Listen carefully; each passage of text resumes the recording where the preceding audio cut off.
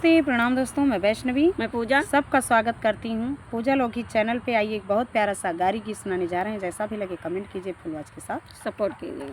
हाथवा में बैग लइके घूमेली दुल्हे कई बहिनी, हाथवा में बैग लइके घूमेली दुल्हे कई बहिनी, आबा के करे महलिया डेरा डर, हाँ सीताराम के भज अरे के करी महलिया डेरा डारी, हाँ सीताराम से भजो अपनी महलिया से बोलई हमारे भैया हो, अपनी महलिया से बोलई हमारे भैया, अरे हमारे महलिया डेरा डारा, हाँ सीताराम के भजी अब हमारी महलिया डेरा डारा, हाँ सीताराम से बनी। अरे खाई का दे भाई गोरी से उया नरवा हो, खाई का दे भाई गोरी से बावाया नरवा,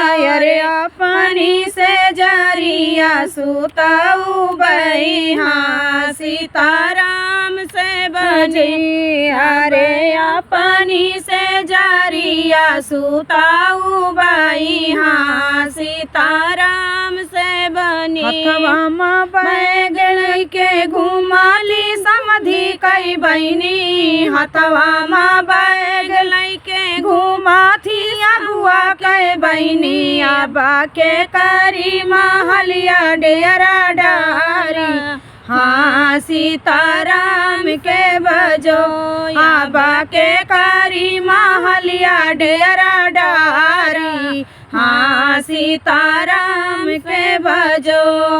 अरे अपनी महलिया से बोलई हमारे भैया हो, अपनी महलिया से बोलई हमारे भैया, अब हमारी महलिया डेरा डारा, हाँ सीताराम के भजो अब हमारी महलिया डेरा डारा, हाँ सीताराम से भजो। खाई का दे भाई गौरी ने बुआ नारंगी हो, खाई के दे भाई गौरी माया मारू दवा हो, अरे अपनी से जरिया सुताऊ बई, हाँ सीताराम से भजो, अरे अपनी से जरिया सुताऊ बई, हाँ सीताराम से भजो।